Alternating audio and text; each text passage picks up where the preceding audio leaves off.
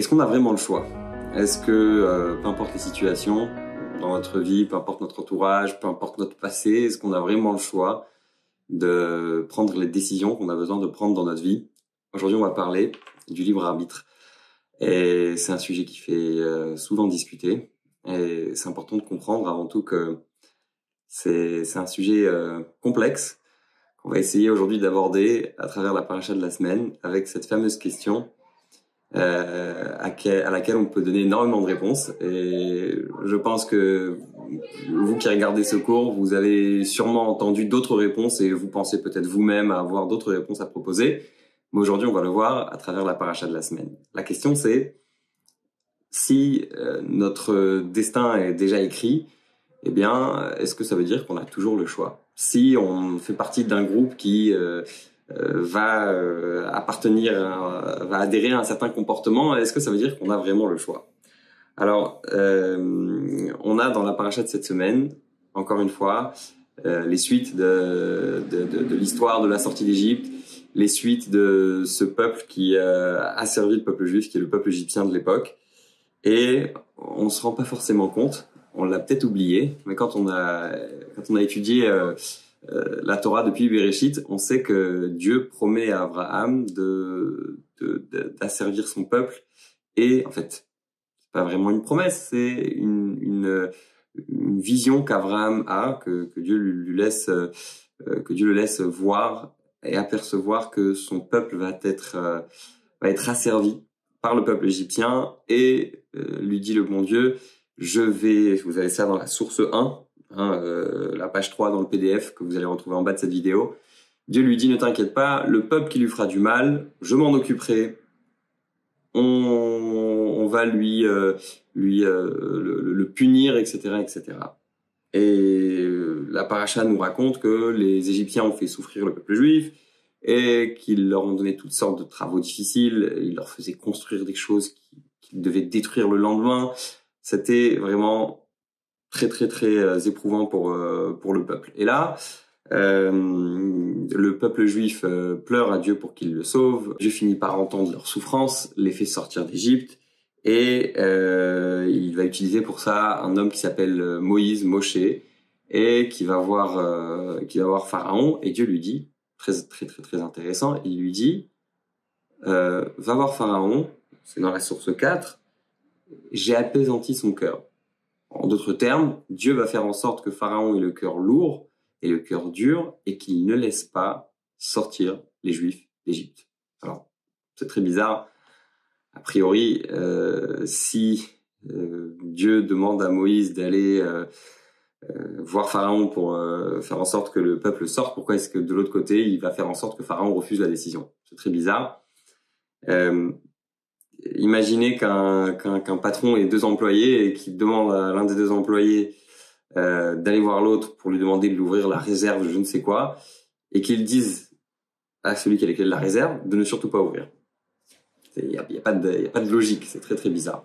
Donc on va essayer de découvrir tout ça cette semaine à travers Maïmonide, Rabbi Moshe ben Maïmon, celui qu'on appelle le Rambam, d'accord, qui a écrit un livre qui s'appelle le Mishneh Torah, dans lequel on retrouve toute la halachot de la Torah, toutes les lois de la Torah, ce qui est assez unique. Et donc on a aussi dans ces lois les lois qui concernent la teshuva. Vous savez, c'est ce qu'on appelle le retour. Alors, je sais que certains traduisent ça par le repentir, la repentance, mais c'est pas exactement ça. La teshuva dans la Torah, c'est le retour. Puisqu'en fait, si vous voulez, dans la Chassidut, la Kabbalah, c'est expliqué que quand on fait une mitzvah, on s'attache à Dieu. Quand on fait une avera, on se sépare de Dieu.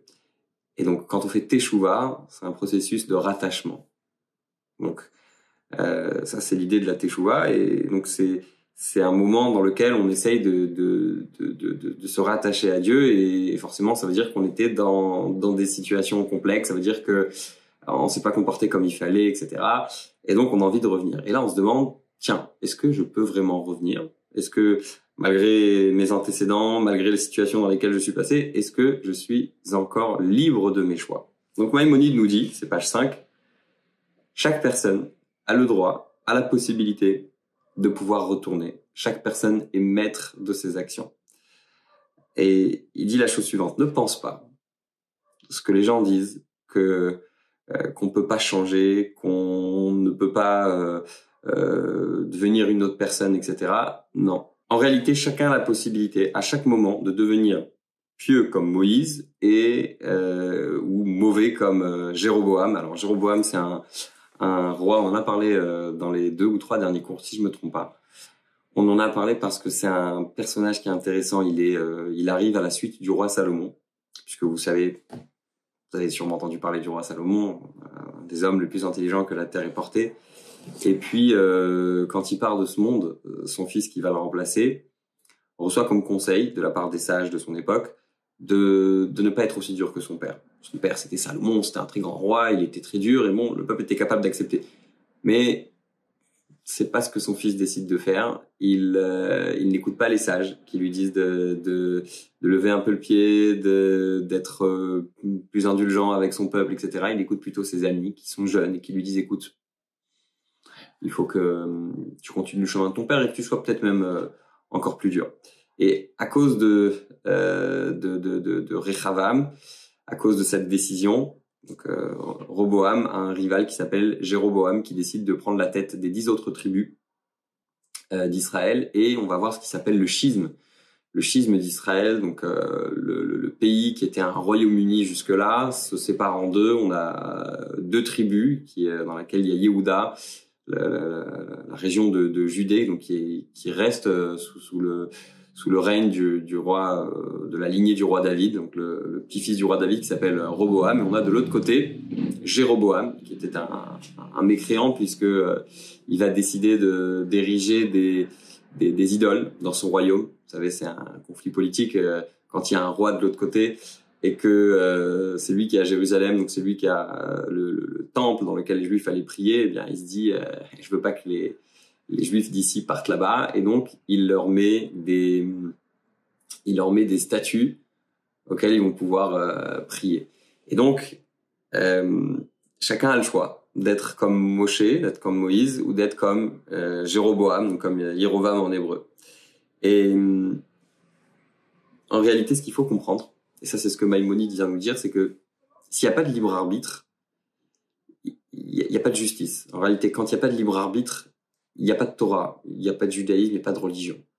Pourquoi ? Parce que la religion en soi, c'est dire, si tu fais ça, tu seras récompensé. Si tu fais le bien, tu seras récompensé. Si tu fais le mal, tu seras puni. Or, quand il n'y a pas de libre arbitre, et que tout est écrit, et que tout est décidé, à quoi bon dire à quelqu'un, tu vas être puni ? Mais de toute façon, on a déjà écrit qu'il allait faire du mal. Donc, pourquoi le punir ? Si c'est Dieu qui décide et qui va être puni, alors pourquoi est-ce que c'est Dieu qui écrit qu'il va être mauvais, pourquoi est-ce que ce même Dieu va le punir ? C'est lui-même qui a écrit qu'il allait être mauvais. Donc, le libre arbitre, c'est une chose essentielle, c'est un principe essentiel dans la religion. D'où la question, et on est page 6, d'où la question de savoir si Dieu dit aux Égyptiens, vous allez être punis, vous allez asservir le peuple juif, vous allez faire ci et ça, vous allez être mauvais, etc. Comment est-ce que Dieu peut après les punir ? Ce que Maïmonide va répondre, c'est en réalité de comprendre que quand Dieu dit que les Égyptiens vont se comporter de telle et telle façon, il n'a pas dit que tous les Égyptiens allaient le faire. Il a dit que les Égyptiens. Ça veut dire que chaque personne qui voulait s'en sortir, d'ailleurs, on le voit par exemple dans l'histoire de la Shoah, de la Seconde Guerre mondiale, toutes ces personnes qui ont dit moi je veux pas participer. D'accord ? Il y a énormément d'Allemands, même de Français qui ont été résistants, de Français qui ont caché des Juifs pendant la guerre, etc. Il y a énormément de gens qui ont dit ok, il y a quelque chose qui se passe dans le monde, mais moi je veux pas en faire partie, moi je ne veux pas faire partie de ces gens qui font des horreurs. Et c'est exactement la même chose pour les Égyptiens qui avaient toujours la possibilité de dire je me retire. Donc ça c'est la réponse que Maïmonide donne. Sur ça, le Rambam pose la question suivante qui est quelque part évidente, c'est de dire il faut bien que cette prophétie s'accomplisse. D'accord ? Il y a une prophétie qui dit que le peuple juif va être asservi par les Égyptiens. Mais si tous les Égyptiens disent « moi, je veux pas y participer », il y a personne qui va le faire. Et s'il y a personne qui va le faire, la prophétie s'annule. Alors comment ça marche ? Pour aller un peu plus loin, Pharaon, qui est le dirigeant égyptien, s'il avait décidé de se retirer, s'il avait décidé de dire moi je ne veux pas faire partie de cette horreur et qui s'était retiré, la prophétie aussi n'aurait pas eu lieu.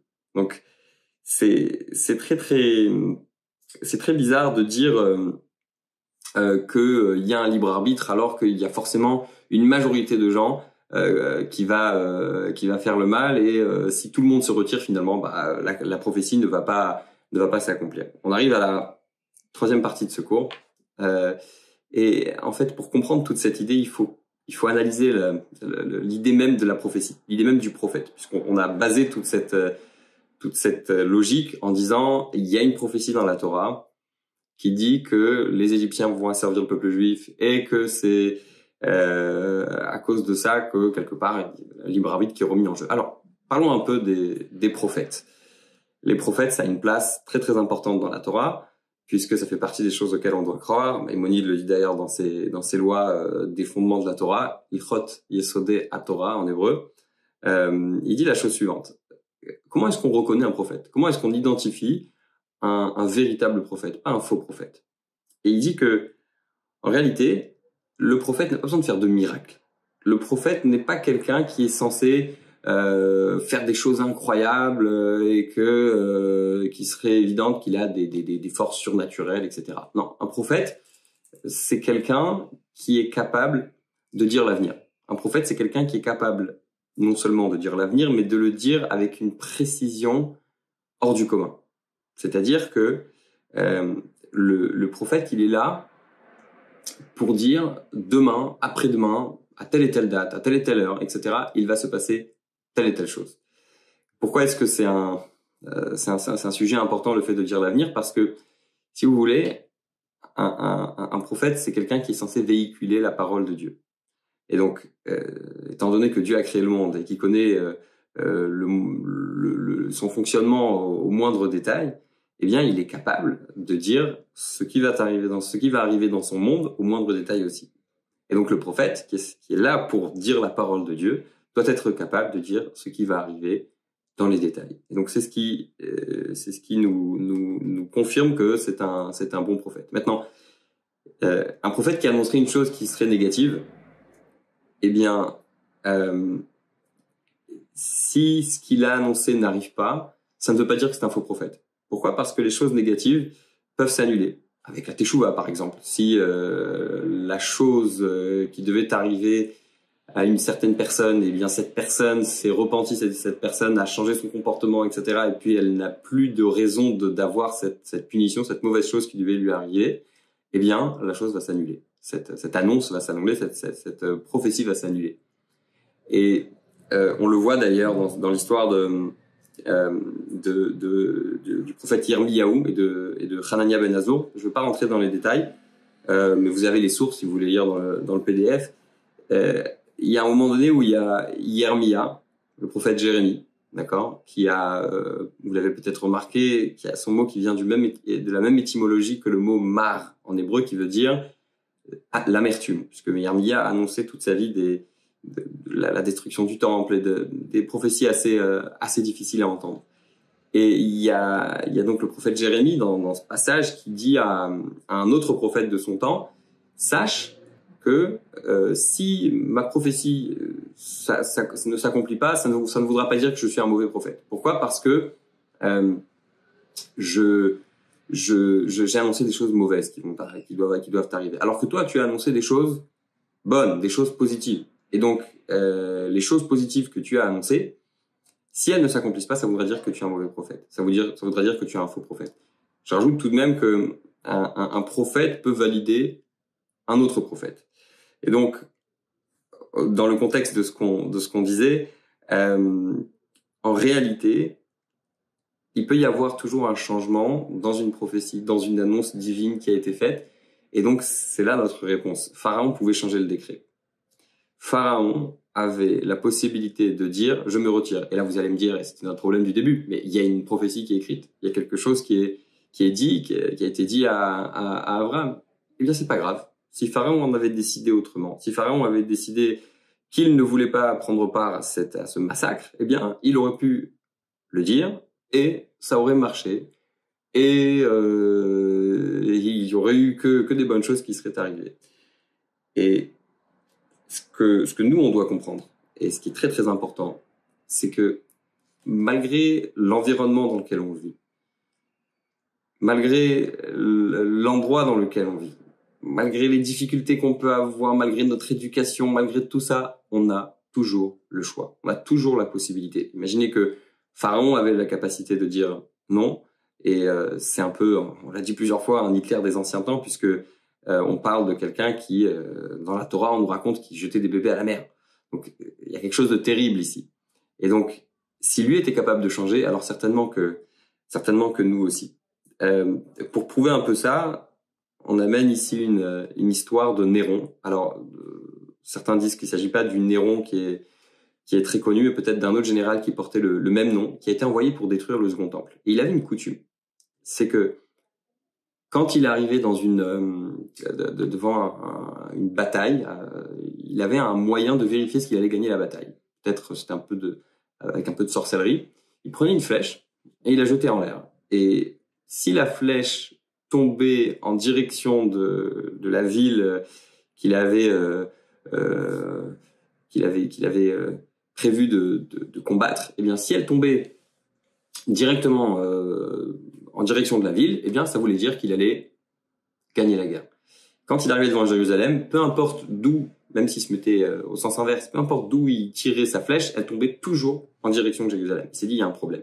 Donc il est parti à la sortie d'une école juive et il a demandé à un enfant, dis-moi qu'est-ce que tu as appris aujourd'hui. Il voulait savoir un petit peu, vous savez, découvrir un petit peu ce qui se passe dans la tête de ce peuple qu'il était censé combattre. Et puis cet enfant lui a dit, le bon Dieu veut détruire sa maison. Il a choisi des gens pour cela et ensuite il va aller se venger contre ces gens. Et là il s'est dit, je veux pas faire partie de ça. Il s'est converti. Et puis, un des plus grands maîtres du judaïsme, Rabbi Meir, est sorti de Néron. Alors, ce que ça nous enseigne, c'est que même si on a été encore une fois, c'est un peu la même idée que tout à l'heure, Néron, il a été mandaté par César, il avait toutes les possibilités devant lui, et malgré cela, il a décidé de se retirer. Encore une histoire très très intéressante. C'est l'histoire du roi Cheskia. En hébreu, on dit Ézéchias. Le roi Cheskia n'avait pas eu d'enfant. Et il a un jour le prophète Isaïe qui lui annonce qu'il va mourir. Alors, il est très inquiet, il demande au prophète, mais pourquoi? Qu'est-ce que j'ai fait de mal pour mourir? Et le prophète de lui dire, sache que tu n'as pas eu d'enfant. Alors il lui dit, mais j'ai vu que si j'allais avoir des enfants, ils allaient mal tourner, que si j'allais avoir des enfants, ils allaient être mauvais, ils allaient mal se comporter, etc. Et le prophète de lui dire, c'est pas ton problème. C'est très intéressant, parce que lui, il veut avoir des enfants, il voit que dans sa descendance, il va y avoir des mécréants, et le prophète de lui dire, non, toi, le bon Dieu te demande d'avoir des enfants, c'est pas ton problème après les conséquences. Et donc, il va dire au prophète Isaïe, quelque chose de très intéressant, il va lui dire, bon, bah, peut-être que je devrais me marier avec ta fille, puisque tu as beaucoup de mérite, et avec le mérite de mes aïeux et mon mérite et ton mérite, eh bien peut-être que mes enfants vont finalement être des gens bien, et c'est ce qu'il va faire, il va avoir des enfants. Et la Torah nous raconte qu'il s'est tourné vers le mur et qu'il s'est mis à prier. Ce qu'on peut tirer de ça, c'est que comme le roi Cheskia, le roi Ézéchias a dit juste après que il a reçu de son grand-père, du roi David, que même quand un homme a le couteau sous la gorge, il ne doit jamais s'arrêter de prier. Il n'y a aucune situation où on peut dire c'est fini. Il n'y a pas de situation où on peut dire il n'y a plus d'espoir. Il n'y a pas de situation où on peut dire ça s'arrête là, il n'y aura pas de suite, c'est fini, il n'y a plus de chance. Non. Si Dieu nous a mis sur terre, c'est qu'il y a une mission particulière sur terre. C'est qu'on a une mission particulière à accomplir que personne d'autre ne peut accomplir. On dit que chacun doit se répéter tous les jours que le monde, il a été créé pour lui. Ça veut dire que tous les jours, on doit se dire, j'ai quelque chose à faire dans ce monde, j'ai une mission spéciale. Et s'il y a beaucoup de difficultés, c'est pas un problème. Les difficultés, on va les combattre parce qu'on nous a donné toutes les forces pour ça. Et à la fin, on a toujours à 100% le choix. J'avais, quand j'étais à l'Yeshiva, un Rav qui s'appelait Rav Scherter qui disait très souvent, il s'adressait à des élèves qui étaient jeunes et il disait vous plaindre, vous pouvez vous plaindre, mais à la fin de la journée, il disait en anglais, at the end of the day, it's your life. À la fin, c'est votre vie. Ça, vous décidez ce que vous voulez faire. Mais sachez, vous pouvez vous plaindre, mais finalement, qui est-ce qui va souffrir de cette plainte? C'est plus vous que les autres. Donc, on doit toujours se dire, j'ai le choix, j'ai la possibilité, je dois juste prendre la décision et je ferai ma part et Dieu fera sa part et tout ira bien.